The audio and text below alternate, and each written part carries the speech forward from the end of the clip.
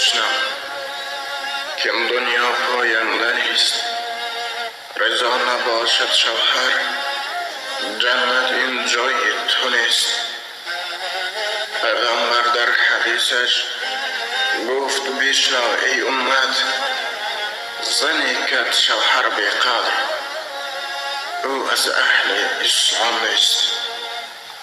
زین سبب ای خواهرم یک دمی اندیشه کن، زیرا در روز محشر افسوس خوردن فایده نیست.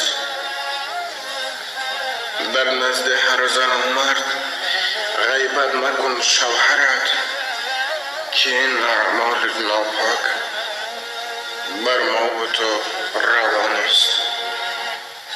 گوش کن تو بندی امید ای خواهری مؤمنم، در یاد دار که حسنت در تنت پاینده نیست.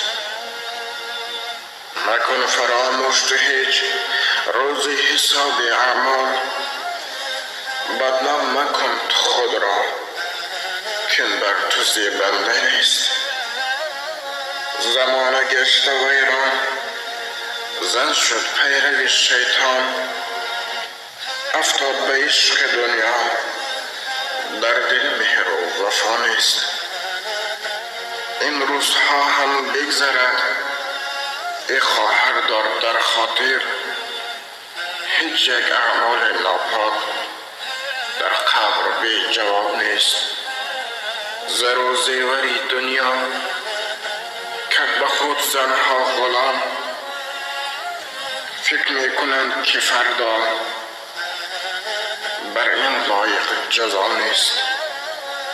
آگاه باش ای خواهر، هر دمی ماست غنیمت. مکن فراموش الله که آخرش بخیر نیست. ای خواهرم تو بشنو که دنیا پاینده نیست.